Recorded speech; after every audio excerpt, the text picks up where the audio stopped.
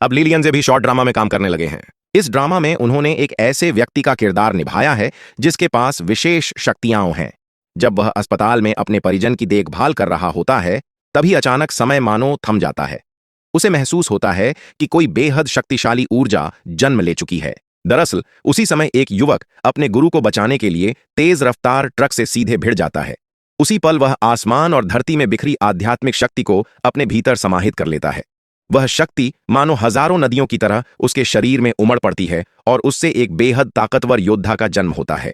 युवक को खुद यकीन नहीं होता कि ट्रक से टकराने के बाद भी उसे कुछ नहीं हुआ। उसके शरीर में न दर्द होता है, न कोई चोट, बल्कि उसे महसूस होता है कि उसका पूरा शरीर ताकत से भर गया है। उसका गुरु तुरंत उसे उठाने दौड़ता है, लेकिन तभी एक अजीब घटना घटती है। युवक जैसे ही गुरु का हाथ पकड़ता है, उसे उनके शरीर की नसें और भीतर छिपे जीवन बिंदु दिखाई देने लगते हैं।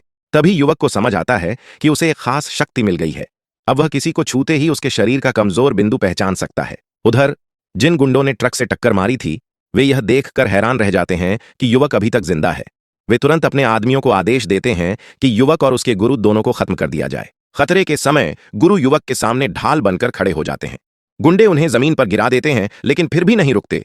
तभी एक गुंडा 3 मीटर लंबी लोहे की पाइप से युवक की पीठ पर जोरदार वार करता है। युवक तुरंत उसका हाथ पकड़ लेता है और उसी क्षण उसके शरीर का कमजोर बिंदु देख लेता है। फिर वह पूरी ताकत से उसी जगह पर वार करता है।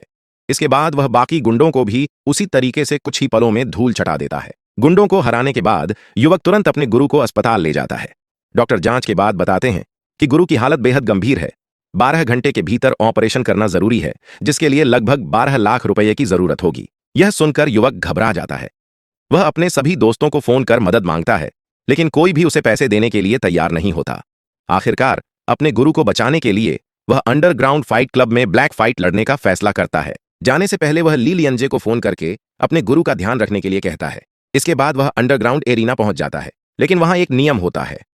अखाड़े में उतरने से पहले हर फाइटर को एक परीक्षा पास करनी पड़ती है, और यह परीक्षा थी आयरन वॉल बेयर नाम के अजेय फाइटर को हराना। आयरन वॉल बेयर युवक को कमजोर समझकर उसका मजाक उड़ाता है और दावा करता है कि वह उसे 3 चालों में हरा देगा। इसके बाद वह हमला शुरू कर देता है। उसकी ताकत इतनी जबरदस्त होती है कि शुरुआत में युवक सिर्फ मार खाता रहता है।